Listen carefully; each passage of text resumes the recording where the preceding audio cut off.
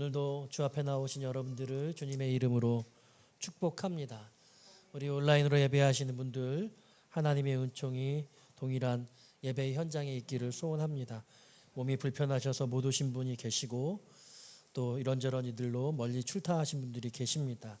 환우들께 하나님의 특별한 치료의 역사가 나타나기를 소원합니다. 오늘 말씀의 제목은 열처녀의 기름 이야기, 열처녀의 기름 이야기라는 제목으로 말씀을 준비했습니다. 대한민국의 현재 상태를 고발합니다. 압도적인 수치로 출산율 세계 1위 낮은 것으로요, 자살률 세계 1위 높은 것으로요, 동시에 이 1위를 먹어버리는 기염을 토하면서 타의 추종을 불허하는 전대미문의 인구 감소율의 대한민국, 생산 인구 정점을 지나 실질 인구 감소가 이미 시작되었습니다. 2019년 11월이 정점이었어요. 벌써 만 4년이 다 되어 갑니다. 그럼에도 불구하고 정신 못 차리는 정치권 이하 젊은 세대들은 이 땅의 암울한 현실을 여태 알아차리지 못한 채 세계 최초 인구 감소로 없어질 나라로 소개되어지고 있는 중입니다. 어디 이뿐입니까? 결혼 비용은 3억 3천만 원, 최근 1천쌍 평균 결혼 비용이랍니다. 3억 3천만 원이지만 결혼 예식은 젊은이들의 표현대로 쌉 20분에 가능한 초고속 환장 결혼이 오늘 이 땅의 결혼 문화입니다. 시작부터 너무 부정적인 이야기를 드려서 매우 유감입니다만 이런 말씀을 전할 수밖에 없습니다. 이 같은 현실 중에 요즘 젊은이들의 자존심이 한술 더 뜹니다. 추석이 코앞인데 명절에 자녀나 조카들에게 물어서는 안 되는 것이 한둘이 아니죠. 애인은 있니? 직장은 어떠니? 취직은 왜 안 하니? 결혼은 언제 할 거니? 이런 질문에는 용돈 지불이 필요하죠. 왠지 용돈 지불이 아니라 벌금 납부 같은 마음입니다. 가진 것 없는 젊은이들이 서로를 의지해서 빈손으로 시작해 사랑으로 가정을 읽어간다는 심파 따위는 절대로 말해서는 언급해서는 안 됩니다. 현실에 대안해서는 이런 것은 불가능하죠. 2023년 현재 대한민국에서 결혼은 미친 짓입니다. 반면에 성경에서 요즘같이 불편하고 뻔하지 않은 펀한 즐거운 결혼 이야기가 풍성하죠. 성경을 공부하자 치면 결혼에 관한 이야기를 빼놓을 수 없습니다. 마치 반드시 지나야 될 관문 같습니다. 가나의 혼인잔치 이적이 있고 오늘 본문의 말씀 열처녀 혼인잔치의 비유가 있으며 예수님과 교회의 신랑 신부 비유가 있습니다. 결혼 자체에 대한 스토리도 넘쳐납니다. 아담과 하와의 결혼, 이삭과 리브가의 결혼, 레아의 결혼, 보아스와 룻의 결혼, 호세아의 결혼, 요셉과 마리아의 결혼 등 수많은 케이스, 성경의 그런 중요성의 원리를 넘어서서 현실적인 풍부한 케이스가 성경에는 정말 많이 담겨져 있습니다. 만일 성경에서 결혼 스토리를 삭제한다면 구속사 자체가 설명이 불가능합니다. 성경 속의 구원의 역사는 결혼과 가정 그리고 한 걸음 더 나아가서 민족과 국가를 이루고 있기 때문입니다. 결혼과 가정은 인륜지 대사를 넘어서 국가지 대사, 구원지 대사가 되는 것입니다. 오늘 이 칼럼을 쓰면서 또 말씀을 전하면서 오늘을 사는 청년들과 청소년들을 응원합니다. 그러나 젊은이들의 현 세태를 꾸짖습니다. 또한 그와 같은 사고방식을 규탄합니다. 그리 생각하지 마십시오. 다르게 생각하십시오. 그리 생각하면 여러분의 앞날은 어둡고 없을 것입니다. 시대가 어려울수록 꿈을 꾸어야 합니다. 현실의 상황에 발맞추지 마십시오. 안주하려 하지 마십시오. 지금 잘 나가는 것이 영원하지 않습니다. 빠름을 추구한 대한민국의 그 무엇도 한 세대를 넘지 못한 것 같습니다. 적어도 제 경험은 그랬습니다. 몇 해 전까지 그토록 많은 친구들이 바라고 원하던 로망이었던 교사라는 직업이 요즘 들어 바닥입니다. 완전 폭망 수준이죠. 요즘 들어 내부의 신음이 흘러넘쳐서 모든 나라의 부모와 자식, 국민을 가슴 아프게 하고 있습니다. 교사가 그토록 불쌍할 수 없어요. 그러니까 지금 인기 있다고 내일도 인기 있으리라는 법이 없고, 지금 그런 것이 당연한 삶의 과정처럼 느껴지지만 전혀 그렇지 않다는 겁니다. 말씀대로 살려고 하는 것이 살 수 있는 방법임을 믿으시기를 바랍니다. 인생에서 결혼과 가정을 빼면 별것 안 남습니다. 무엇을 해도 혼자라면 그 끝은 슬픔이고 고통인 것입니다. 혹시 쾌락일 수는 있습니다. 그러나 젊음은 영원하지 않습니다. 평범한 것의 아름다움, 사소한 것의 감사, 이런 것이 남편과 아내에게서, 아들, 딸에게서 오는 것이죠. 믿으십니까? 그게 좋은 것입니다. 오늘 이 비유는 결혼과 직접적인 연관 관계가 있으므로 이런 말씀을 드리는 것이죠. 왜냐하면 유대인의 결혼식과 오늘날 대한민국의 이 땅의 젊은이들의 결혼식이 너무나 상이하기 때문에 그렇습니다. 유대인들은 일주일씩 혼인잔치를 합니다. 오늘 이 본문에서 유대인의 결혼식을 이해하는 것이 중요합니다. 많은 하객들과 가족들이 한자리에 모여서 긴 시간 동안 축제를 합니다. 신랑과 신랑의 친구들도 그 결혼식의 현장에서 아주 행복한 그런 페스티벌을 열죠. 근데 가장 중요한 메인 하이라이트는 신부가 오는 것입니다. 그런데 그 신부는 집에서 신랑이 데려오기를 기다리고 있습니다. 혼자만 있는 것이 아니라 여러 들러리들과 함께 준비하고 있는 것이죠. 오늘 본문의 이야기는 바로 그 이야기입니다. 저는 이 성경을 읽으면서 각각 10명의 이 처녀들이 각각 자기 신랑을 기다리는 것이라고 생각했으나 다시 오늘 문득 깊이 살펴보니 그것일 수도 있지만 한 사람은 신부이고 한 사람은 나머지 사람들은 들러리일 수도 있습니다. 사실 이 비유 속에 신부는 거론되어지지 않고 있어요. 10명의 처녀가 모두 신랑을 기다린다고만 말하고 있는 것입니다. 여러분, 일주일씩 결혼 예식을 하면서 큰 잔치를 하고 신랑 신부를 사랑하는 모든 가족들과 하객들이 다 와서 함께 이렇게 행복한 시간들을 가지는 게 정말 이 결혼 예식에서 가장 중요하지 않을까 생각합니다. 대한민국의 결혼식은 어떻습니까? 허영, 유행, 그리고 지나치게 상품화되어 버렸습니다. 여러분, 20분이면 끝나잖아요. 그리고 다 결혼식장 가서 결혼해요. 저는 이제 결혼식장 안 갔으면 좋겠어요. 제 딸 일부 예배 때 설교하면서 결혼식장 안 하고 교회에서 결혼했으면 좋겠다. 그랬더니 갑자기 얼굴 표정이 얼어붙더라고요. 여러분, 가장 요즘의 트렌드 중에 가장 힘든 게 뭐냐면 결혼식에 하나님이 없다는 것입니다. 결혼식에 하나님이 안 계세요. 혼인을 만드신 분이 하나님이신데 그 자리에 하나님이 계실 공간이 없습니다. 가정을 시작하는데 가정을 출발하는 자리에 하나님을 모시고 있지 않습니다. 심지어는 크리스찬 청년들까지 결혼의 유행을 따르다 보니 목사님을 주례로 부탁을 하는데도 예배로 진행되지 않고 주례사만 해달라는 거예요. 이 세대가 불신앙을 향하여 가고 있습니다. 믿음 생활하는 청년들도 유행이라는 이유로 그렇게 하고 있다는 거예요. 여러분 그 결혼식장에서 화려한 조명과 아름다운 그런 모습으로 짧게 그렇게 20분 결혼하는 게 여러분 생각하시기엔 좋으세요? 저는 전혀 그렇지 않아요. 여러분 평생 두고 결혼하면서 그거 몇 번이나 보겠어요?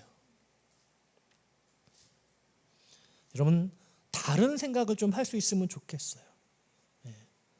우리 산위의 교회의 청년들은 하나님 모시고 예배로 결혼을 만드시고 가정의 주인이신 그 하나님께 예배하면서 여러분 혼인 예식하실 수 있기를, 여러분들의 자녀를 그렇게 혼례시키시기를 주님의 이름으로 부탁드립니다. 지나가신 분은 할 수 없어요. 지금부터 더 잘하시면 됩니다. 오늘 본문의 내용은 비유는 이래요. 이제 신랑을 10명의 처녀들이 기다리고 있습니다. 그런데 5처녀는 어리석다고 말하고 5처녀는 지혜롭다고 말하고 있습니다. 신랑을 기다리고 있는데 신랑이 더디 옵니다. 언제 올지 자꾸 늦어져요.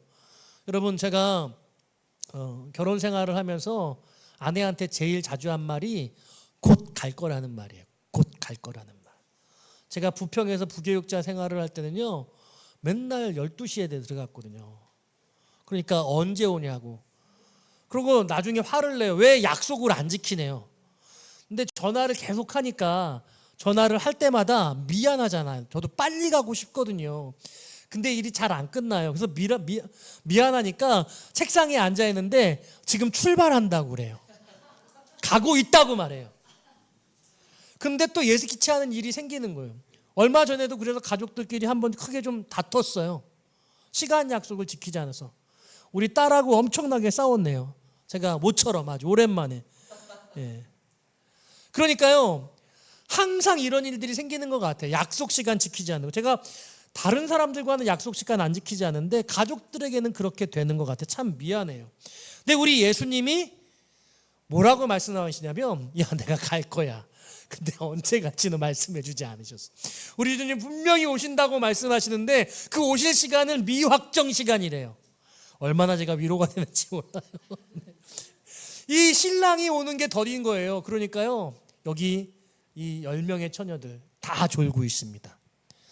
여러분 오해하면 안 될 것이요, 지혜로운 5처녀만 좋은 게 어리석은 5처녀만 좋은 게 아니에요. 지혜로운 여인들도, 지혜로운 자, 슬기로운 자들도 졸았다라고 말씀하고 있어요. 그리고 뒤늦게서야 신랑이 왔더니 어떻게 됐어요? 준비했던 그 등에 기름이 다 떨어져서 불이 꺼져가는 상황이 된 거죠. 기름을 나눠달라고 기름 있는 자들에게 부탁을 하는데 그 기름을 나누어 주지 않습니다. 그리고 신랑과 기름 있는 여인들은 가버리고요, 기름이 부족했던 이 여인들은 기름을 헐레벌떡 준비해서 문을 두들겨도 그 문은 열려지지 않더라. 이게 오늘 비유의 내용입니다. 그러면서 오늘 본문의 맨 마지막 절 말씀이 나와요. 이 13절 말씀 같이 한번 읽어보기 원합니다. 시작.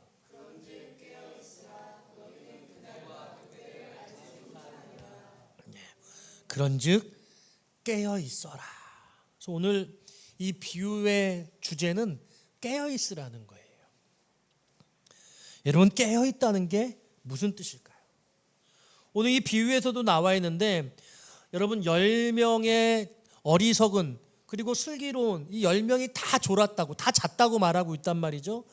그러니까 자는 것 때문에 여러분 깨어 있지 않다라고 말할 수는 없다는 것을 이 비유 자체가 분명하게 말씀하고 있습니다. 오늘 저는 여러분들에게 깨어 있는다는 게 도대체 어떤 것이냐 하는 이 질문을 마음속에 생각하면서 여러분 함께 3가지 키워드, 오늘은 3글자로 된 3가지 키워드로 하나님의 말씀을 깊이 묵상하려고 합니다. 첫 번째 키워드는요, 따라해 볼까요? 준비물. 예, 준비물이에요. 신랑을 맞이할 준비물이 무엇인가? 이 어리석은 미련한 자들과 슬기 있는 자가 준비물이 다릅니다. 우리 3절 4절 말씀 같이 한번 읽어봅니다. 시작.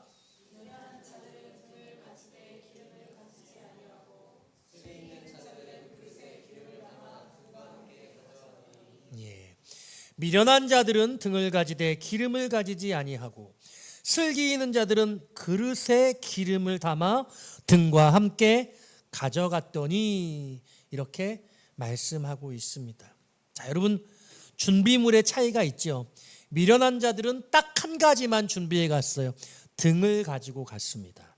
그런데 슬기 있는 자들은 등 외에 더 가져간 준비물이 있어요. 그릇과 기름을 더 가져갔어요. 준비물의 차이, 이것이 매우 중요한 차이를 만들어 줬다라고 할 수 있는 것입니다. 사랑하는 여러분, 준비성 가지시기를 주의 이름으로 축원합니다. 여러분, 이 어리석다는 것과 슬기 있다는 것, 미련하다는 것과 슬기 있다는 것의 차이가 어디에 있느냐? 준비성의 차이가 있는 것이다라고 여러분 이해하실 수 있는 거예요. 여러분, 우리가 살면서 우리는 늘 해보지 않은 일을 경험하게 되죠. 우리는 가보지 않은 인생의 길을 가는 거예요. 그러니까 여러분, 우리가 그 가보지 않은 인생의 길을 가는 태도를 어떻게 가질 것인가가 매우 중요한데, 뭐 어떻게 잘 되겠지. 인생 사라지기 마련이지 않겠어? 가다 보면 다 살게 마련이야. 물론 그렇기는 해요. 그런데 여러분, 그러다가 제대로 준비되지 못해서 공경에 처하고 고통에 처하고 여러분 영원한 생명을 얻지 못하게 되는 일이 생길 수도 있음을 말씀하고 있는 겁니다. 어떤 사람이 지혜로운 사람이냐라고 할 때에 한 번 실패했으면, 한 번 겪어봤으면 그 다음에는 그 실패를 거듭하지 않는 것이죠. 여러분, 우리 인생에 그런 일들이 너무 많이 있잖아요. 그러니까 어떤 사람이 어린 사람이고 어떤 사람들이 성숙한 사람이냐, 그 일을 실수를 하고 그 다음에 그 실수를 반복하는 사람은 어리석은 사람이고 미숙한 사람인 거예요. 한 번 경험했으면 그 일, 내게 나라 이러라 그런 일들을 내가 충분히 미루어서 생각하고 그 일이 마치 오늘 일어나는 일인 것처럼 충분히 상세하게 고민해서 그 일에 필요한 여러 가지 것들을 내 마음에 준비하고 그 일을 대응해 놓는 것, 이것이 준비성이라고 할 수 있고, 이게 성숙한 것이라고 할 수 있고, 이게 지혜로움이라고, 슬기로운 것이라고 할 수 있어요. 여러분들의 인생 가운데서 그러므로 어떻게 잘 되겠지 이런 태도가 아니라 내가 맞닥뜨릴 내 앞날의 저 일에 내가 어떤 것을 준비해야 하느냐라는 부분들을 여러분 깊이 생각하세요. 그래서 여러분 성경에 저와 여러분들 믿는 사람들을 그릇으로 비유하는 비유가 있지 않습니까? 디모데후서 2장 20절 이하예요. 큰 집에는 금그릇과 은그릇뿐 아니라 나무그릇과 질그릇도 있어 귀하게 쓰는 것도 있고 천하게 쓰는 것도 있나니, 그러므로 누구든지 이런 것에서 자기를 깨끗하게 하면 귀히 쓰는 그릇이 되어 거룩하고 주인의 쓰임에 합당하며 모든 선한 일에 준비함이 됨이라. 이렇게 말씀하세요. 우리는 그릇인데 그릇의 종류가 중요한 게 아니라 그릇이 깨끗해서 그 깨끗한 상태로 준비되어 있으면 어느 때든지 하나님이 때가 되면 사용하신다. 할렐루야. 이게 우리의 삶 가운데 우리의 미래에 펼쳐질 일에 우리가 잘 준비되어져 있느냐를 의미하는 것입니다. 자, 그런데요, 오늘 그렇다고 한다면 오늘 이 본문 속에 등장하는 등과 그릇과 기름은 무엇을 의미하는 것이냐라고 생각해 봐야 됩니다. 이 미련한 자는 등을 가져갔잖아요. 여러분, 등은 무엇입니까? 껌껌한 밤에 비춰줍니다. 그리고 한밤중에 신랑이 오게 되면 신랑을 따라 나서서 그 혼인 예식, 혼인 잔치까지 함께 이동을 해야 됩니다. 그때 그 등이 밝혀주게 되어지겠죠. 성경에 보니까요, 요한복음 1장 4절, 그 안에 생명이 있었으니 이 생명은 사람들의 빛이라, 이런 말씀이 있어요. 생명이 뭐라고요? 사람들의 빛이라고요. 그러니까 빛은 생명을 의미하는 겁니다. 그런데요, 이 요한복음 1장 4절의 이 빛이 1장 9절에선 이렇게 말씀하세요. 참빛 곧 세상에 와서 각 사람에게 비추는 빛이 있었나니, 이 빛은 예수 그리스도를 말하는 겁니다. 그러니까 여러분 등에 불이 밝혀져 있어요. 등에 불이 밝혀져 있는데 이 밝음이 생명을 상징하고 있는 것이라고 볼 수 있습니다. 그런데요, 또 다른 성경 고린도후서 4장 7절에 보니까 우리가 이 보배를 질그릇에 가졌으니, 아까 여러분 우리가 그릇인데 그릇의 종류가 중요하지 않고 그릇이 깨끗한 것이 중요하다고 말씀드렸잖아요. 근데 또 다른 고린도후서에서는요, 이 질그릇에 보배를 안에 두는 것, 예수 그리스도를 이 안에 두는 것이 매우 중요하다라고 말하고 있습니다. 여러분, 저와 여러분 안에 주님 계신 줄로 믿습니다. 예. 그러니까요, 이 등불이 밝게 계속 비치고 있는 것은 우리의 생명을 지켜내는 것이라는 그런 의미를 가지고 있는 것입니다. 그런가 하면은요, 기름이 있죠, 기름. 자, 여기 보세요. 3절 말씀에 보니까요, 등을 가지되 기름을 가지지 않았다라고 말해요. 자, 여러분 보세요. 지금 이 당시의 등은 기름으로 밝히는 등이에요. 그러니까 심지가 있고 그 심지에 기름이 타 올라가서 불이 나겠죠. 불이 밝혀지겠죠. 그러니까 등 안에 기름도 같이 있을 거예요. 그런데 이 미련한 자들이 등을 가지고 있으면 불도 그 안에 밝히 나면서 그 안에 기름도 분명히 있을 텐데, 근데 이 오늘 비유에서는 미련한 자들이 기름을 가지지 않았다고 그렇게 진술하고 있다는 거죠. 미련한 자들은 기름이 없다, 이렇게 단정적으로 비유로 말씀하세요. 그런가 하면 슬기 있는 자들은 그릇에 기름을 담아서 등과 함께 가져갔다라고 말하는 것이죠. 자, 이 기름이 무엇이냐? 사실 이 비유의 핵심은 기름이 무엇이냐 하는 부분인데, 성경학자들이 이 부분에 대해서 여러 가지로 해석하는데 논의가 있습니다만, 첫 번째 견해는 이 기름이 성령이다. 기름이 성령이다라고 하는 견해입니다. 또 다른 견해가 있는데, 이 견해가 뭐냐? 이 기름은 착한 행실이다. 여러분, 지금 이거 기름이 성령이다라고 해석하면 3절에 이 미련한 자들은 성령이 없는 것이다라고 봐야겠죠. 그리고 4절에 슬기 있는 자들은 성령이 있다라고 보는 것이겠죠. 만일 착한 행실이라고 본다면 이 미련한 자들은 착한 행실이 없는 것이고, 슬기 있는 자들은 착한 행실이 지속적으로 있는 것이다, 뭐 이렇게 볼 수 있겠지요. 그런데 이것이 성령이건 착한 행실이건 이 비유 안에서 두 가지를 다 대입해서 해석해 볼 때 해석에 어려움이 있어요. 그래서 가장 많은 성경학자들이 이 기름을 무엇이라고 해석하냐, 이게 가장 타당한 성경에 대한 해석, 이 본문의 비유의 기름의 해석이라고 보아야 할 텐데요, 그것은 바로 성령 충만한 삶이라는 거예요. 따라해 볼까요? 성령 충만한 삶. 예. 자, 성령 충만한 삶. 그러니까 이 슬기 있는 자들이 다른 그릇에 기름을 담아서 이 등에 이 밝은 불이, 이 생명이 꺼지지 않도록 계속해서 기름을 공급해 줄 수 있어야 되는 거죠. 바로 그것이 성령 충만한 상태의 지속 가능함이라고 볼 수 있는 것입니다. 그러므로 기름을 가졌다는 것과 기름을 가지지 않았다는 것은 성령 충만하지 않은 것과 성령 충만함, 혹은 성령이 없는 것과 성령 충만함이라고 그렇게 이해할 수 있는 것입니다. 여러분, 그러니까요, 여러분, 이게 어려운 이야기인데요, 이걸 조금 다른 말로 보면, 신앙생활을 하는 신앙생활의 형식으로는 모두가 다 구원을 받을 수 있다고 그렇게 말할 수 없다는 거예요. 여러분 보세요. 이 10명의 처녀들이 다 신랑을 기다렸어요. 그리고 등을 가지고 있었습니다. 똑같은 바램으로 똑같은 기대를 가지고 똑같은 행동을, 그러니까 형식적으로는 똑같은 형식을 취하고 있어요. 뭐 내용적으로는 다를 수 있습니다.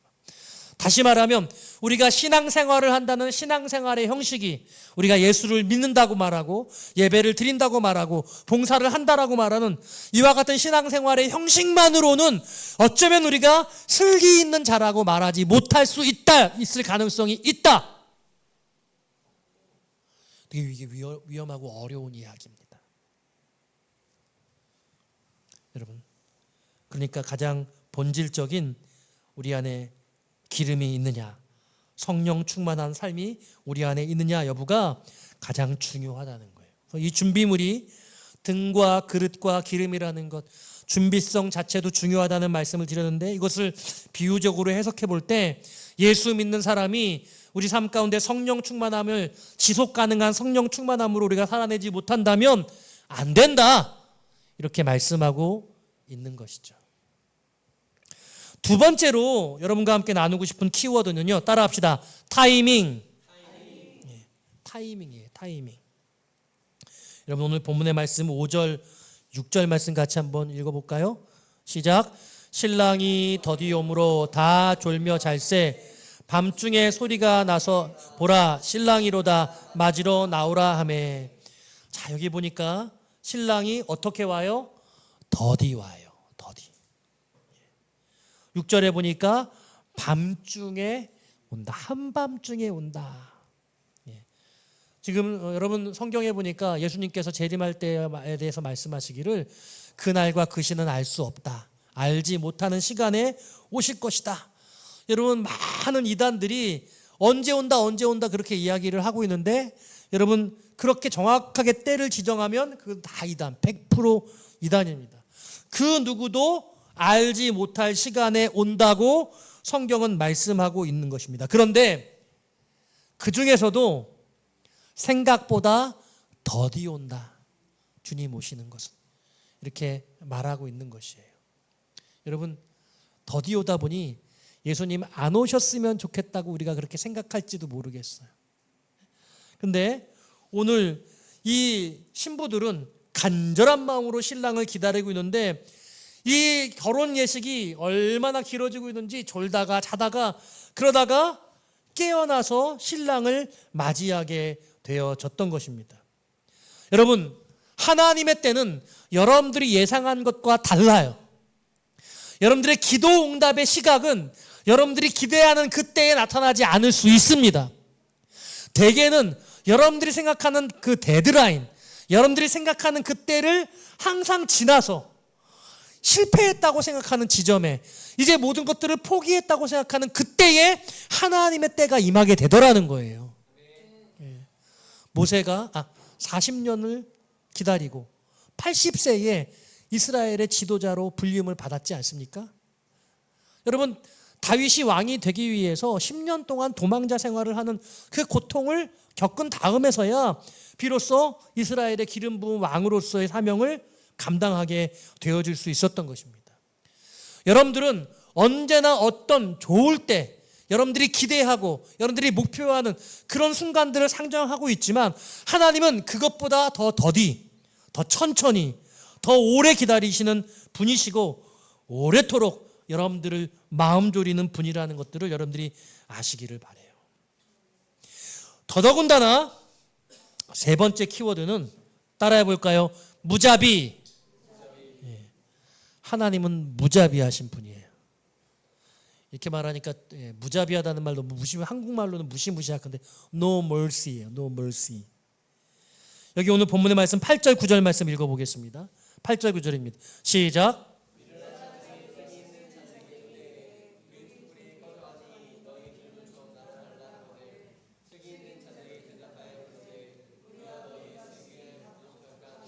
차라리 파는 자들에게 가서 너희 쓸 것을 사라 하니. 자 보세요. 등불이 꺼져가니 너희 기름을 좀 나눠달라. 여러분 나눠줄 수 있는 게 있고 나눠줄 수 없는 게 있어요. 여러분 우리가 너무 마음이 착하신 분들이 보증 섰다가 돈 빌려줬다가 망하는 분들 있잖아요. 다른 사람을 돕고자 하는 마음은 되게 귀해요. 그런데 여러분 잘못해서 그 일로 말미암아 여러분들의 삶 자체가 다 무너지게 되어질 수 있는 거예요. 여러분, 그런 어리석음을 범하지 않기를 바라요. 누군가를 도와줄 때는 내가 온전히 서 있는 상태일 그 상태를 지속 가능할 수 있는 그런 상태여야 하는 것입니다. 그런데 더더군다나 오늘 이 본문의 비유에서는 이 기름은 나눠줄 수 없는 기름이에요. 비유를 읽으면서 좀 나눠주지, 여러분 이런 마음 들지 않아요? 저는 이 비유를 볼 때마다 나눠줄 수 있으면 너무 좋을 텐데 얼마나 좋을까? 기름 그릇에 좀 준비해가지고 그래서 나눠주지 않을까? 줄 수 있지 않을까? 그런데 이 비유가 갖고 있는 본래의 진리의 뜻, 취지는 그렇지 않은 겁니다. 이 기름은 나눠줄 수 없는 기름이고 나눠져서는 안 되는 기름인 거예요. 그래서 무자비, 줄 수 없어요. 나눠줄 수 없습니다. 반드시 영혼의 문제, 영생의 문제, 구원의 문제는 여러분 자신이 스스로 단독적으로 해결하셔야 되는 문제예요. 여러분 잘 들으세요. 여러분들의 아내가 믿음이 좋다고 여러분들이 구원받는 거 아닙니다. 여러분들의 부모님들이 기도 많이 했다고 여러분들이 뭔가 잘 된다고 생각하시면 그건 오해일 수 있어요. 이거는 각자 자기 자신의 목대로입니다. 여러분 분명히 이해하시기를 바라요. 오늘 이것은 나누어 줄 수 있고 나누어 줄 수 없는 그런 문제의 것을 넘어서는 겁니다. 누가 준다고 받을 수 있는 그런 성질의 것이 아니라는 것이에요. 제가 말씀을 다 준비해 놓고 오늘 아침에 씻으면서 4년 전에 하셨던 이동원 목사님의 설교 동영상을 목욕하면서 아침에 씻으면서 들었는데 아주 어떻게 생각하면 도전적인 예화를 하셨어요. 이동원 목사님이 노무현 대통령께서 고 노무현 대통령 그 대통령 재임 시절에 그 초청을 받아서 그 청와대에 가서 예배를 인도하신 경험이 있습니다. 그래서 이제 가서 예배를 인도했더니 대통령께서 너무 귀한 말씀 감사하다고 깊은 감동이 울림이 있었다고, 그러니까 하늘의 은혜가 있었다 이런 표현을 쓰셨대요. 그 뜻이 어떤 의미가라고 생각을 하면서 이제 대통령도 예수를 믿으면 좋겠다는 말씀을 전해 들었다는 거예요. 그랬더니 이 대통령께서 내가 공직에 있기 때문에 그보다 앞서서 이렇게 말씀을 하셨대. 내 딸과 사위가 신앙생활을 잘 하고 있다. 여러분 그러니까 여러분 아들 딸들이 신앙생활 잘한다고 아버지가 뭐 구원받거나 그런 건 아니지 않습니까? 그러니까 이동원 목사님이 복음으로 한번 좀 증거해야 되겠다. 그런 생각을 해서 나중에 교회로 돌아왔는데 연락이 와서 너무 감사하다는 연락이 와서 기회가 되면 대통령을 한번 만나 뵙고 싶다. 이제 복음을 전할 마음으로 그랬는데 뭐라고 답이 왔냐면 내가 지금은 공직에 있어서 지금은 어떤 종교를 가지는 것이 어려움이 있으니 이 대통령 재임을 마치고 나면 그때 한번 잘 곰곰이 생각해 보겠노라. 이렇게 말씀을 하셨다는 거죠. 이렇게 답변을 주셨다는 거예요. 그런데 이동원 목사님이 그러고 나서 전해 들은 소식은 여러분 잘 아시는 것처럼 대통령 재임을 마치시고 채 몇 달이 되지 않으셨죠. 1년이 채 안 되신 것으로 기억하는데 여러분 자살로 생을 마감을 하셨던 겁니다. 여러분 이동원 목사님이 이 동일한 이 본문의 말씀을 가지고 비유를 전하면서 그러니까 이것은 누구도 대신해 줄 수 없는 것임을 이 예를 들어서 말씀을 해 주셨어요. 여러분 지금 여러분들의 가족 중에 예수 안 믿는 사람, 예수 안 믿는 가족들 여러분들이 대신해 줄 수 없습니다. 그들을 여러분들이 정말 복음을 듣고 영접하셔서 구원받을 수 있도록 애써 주셔야 되는 거예요. 한 걸음 더 나아가서 유아 세례도 그래요. 유아 세례가 중세시대에 만들어진 제도인데요. 유대인들은 구약을 믿는 이스라엘 백성들은 낳은 지 8일 만에 할례를 받아요. 할례를 받는다는 건 이 아이가 하나님의 백성이라는 뜻입니다. 그러니까 태어나서 8일 전까지 죽게 되어지면 하나님의 백성이 아닌 거예요. 할례 받은 그 할례의 언약의 징표가 하나님의 백성의 징표였습니다.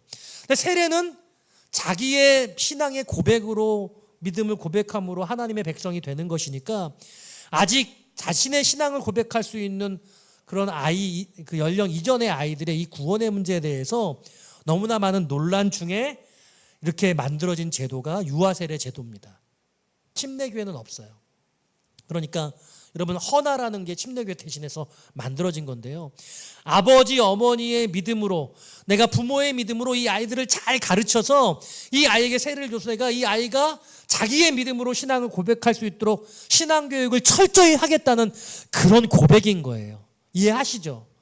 여러분, 자녀들을 유아세례할 때 여러분 잘 하셔야 됩니다.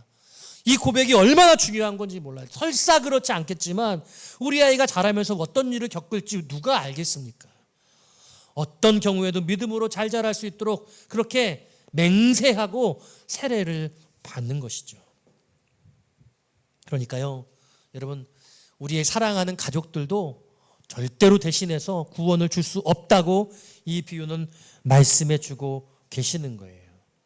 정리하면, 여러분, 오늘 이 본문은요, 준비물이 무엇이냐, 타이밍이 언제냐, 그리고 절대로 나눌 수 없는 무자비, 이와 같은 비유의 말씀을 통해서 오늘 본문에서 깨어있다는 것이 무엇인가를 우리에게 알려주기를 원하시고 계세요. 깨어있다는 것은 다른 말로 오늘 이 기름이 무엇이냐, 성령 충만함을 말씀하고 있는 것이다. 여러분, 이렇게 정리해 볼 수 있는 겁니다. 깨어있다는 것을 원어적으로 간단히 좀 설명을 드리면요, 이렇습니다. 네포라고 하는 헬라어인데요, 술 취하지 않다, 정신 차리고 있다, 침착한다, 맑은 정신에서 나오는 올바른 판단, 이렇게 정의 내리고 있습니다. 성령 충만하지 않으면 바르게 판단할 수 없고, 하나님이 오셨을 때, 주님 재림하실 때 주님을 맞이할 수 없다라고 말씀하고 있는 것입니다. 그러므로 오늘 이 말씀 들은 저와 여러분들, 지혜로운 슬기 있는 다섯 처녀가 되셔서 내 안에 예수 그리스도의 빛되심이 있는데 그것으로 말미암아 우리의 불이 꺼져지지 않도록 계속해서 외부의 그릇, 기름이 내 안에 공급되어지는 이 성령 충만함을 지속하는 하나님의 놀라운 사모하는 마음, 늘 주 앞에 예배하며 내 안에 계신 성령님이 충만할 수 있도록 이와 같은 삶을 사는 것, 이것이 깨어있다는 것이고, 이것이 언제 주님 다시 올지라도 기쁨으로 맞이할 수 있는 영적 상태라고 할 수 있는 것이에요. 여러분 동의하십니까? 오늘 이 말씀 들은 저와 여러분들이 이와 같은 성령 충만함을 주님 오시기까지 여러분 붙들 수 있는 여러분 되시기를 주님의 이름으로 축원드립니다.